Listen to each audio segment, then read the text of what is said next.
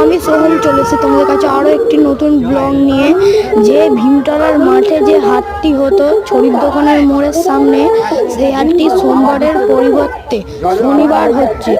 আজকে বিকালের দিক করে আমরা সব বন্ধুরা মিলে গিয়ে যখন দেখি তখন দেখছি দোকান সেই সবে সাজাচ্ছে।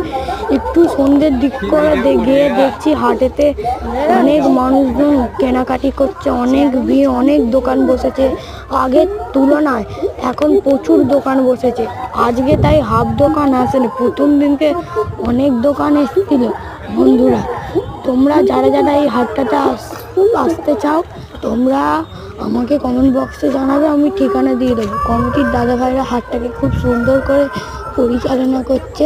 এখানে হাটেতে বিভিন্ন রকমের জিনিস সস্তায় পাওয়া যাচ্ছে, আবার সামনে জামাই ষষ্ঠীতে অফারও আছে এই হাটটাতে। তোমরা যারা যারা আসবে কমেন্ট বক্সে জানাবে। টাটা।